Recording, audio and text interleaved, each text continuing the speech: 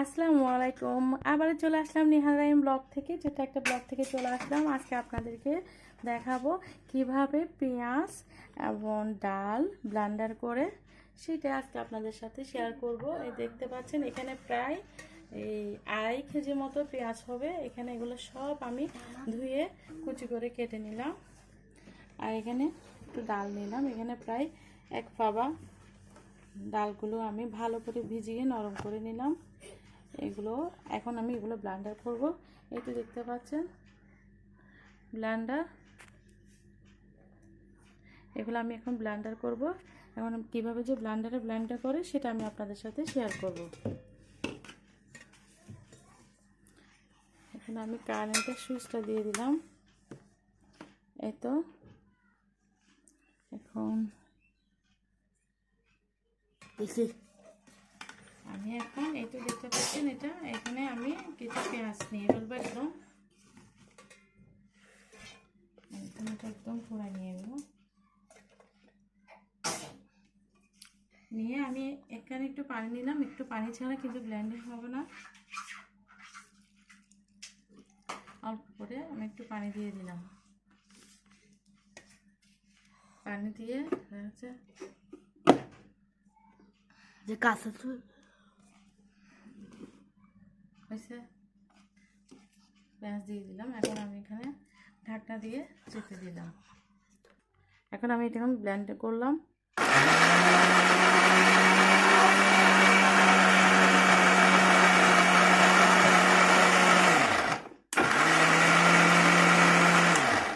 এই তো আমার ব্লেন্ডিং হয়ে গেল। আমি আপনাদেরকে একটু খুলে দেখাচ্ছি ঢাকনাগুলো। দেখি তো,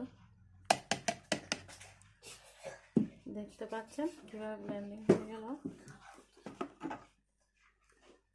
এই তো দেখতে পাচ্ছেন আমারগুলো হয়ে গেল, মানে প্রায় 30 প্রায় মনে হয় আমার মনে হয় 5-6 সেকেন্ড লেগেছে। এগুলো আমি একটা বাটিতে নিয়ে ফেলবো।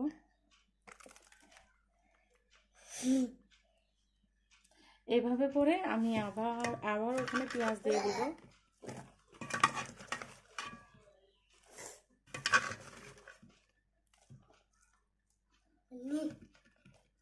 দেখতে পাচ্ছেন আমি আবার এখানে একটু পানি দিয়ে দিব। এখন আমি এটা আবার বসিয়ে দিচ্ছি। ঢাকনা মারি দাও।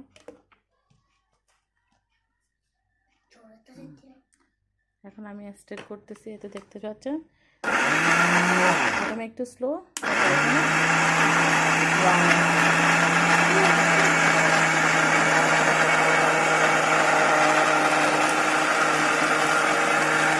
এই তো আমার হয়ে গেছে, বেশিক্ষণ লাগে নাই, 5-6 সেকেন্ডের মধ্যে 5-6 সেকেন্ডের মধ্যে হয়ে গেছে।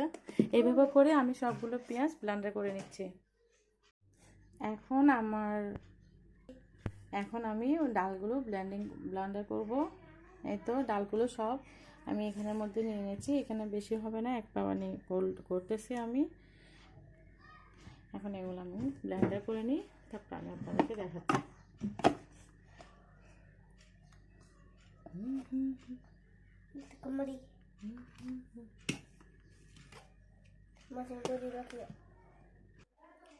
এই তো এখন আমার ডালগুলো ব্লেন্ডার করা শেষ। দেখি তো ডালগুলো কেমন হয়েছে।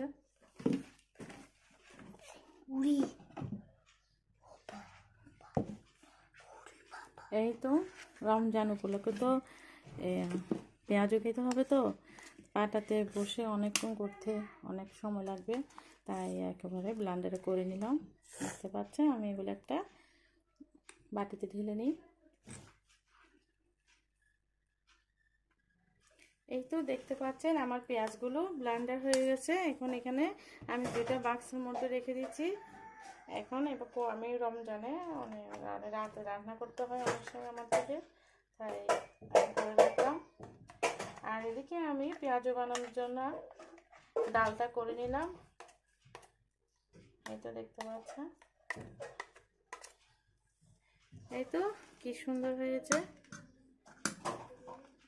এই তো দেখতে পাচ্ছেন একদম পাটাতে ঝামেলা ছাড়া আপনারা ব্লেন্ডারও করে নিতে পারবেন। এবং আদা রসুন পেঁয়াজ মশলা যাই বলেন না কেন, হলুদ রসুন সব কিছু অনেক সুন্দরভাবে হয়ে যাবে। এগুলো আজকে আমি পেঁয়াজও বানাবো। তাই আমার যদি আজকের এই পেঁয়াজের ডালের ব্লান্ডার যদি আপনাদের ভালো লাগে, আমার এই ছোট্ট ব্লগটা যদি আপনাদের ভালো লাগে, তাহলে অবশ্যই আমাকে অনেক অনেক ভালোবাসা দিবেন এবং আমার চ্যানেলের পাশে থাকবেন। আমাকে এখন বেশি বেশি করে শেয়ার করবেন এবং আপনাদের সাপোর্ট এবং আপনাদের ভালোবাসা হলো আমার জন্য অনেক অনেক কিছু। তাই এই প্রত্যাশায় আজকের আমার এই ছোট্ট ব্লগটা আমি এখানে শেষ করছি। সবাই ভালো থাকবে, সুস্থ থাকবেন। আসসালামু আলাইকুম।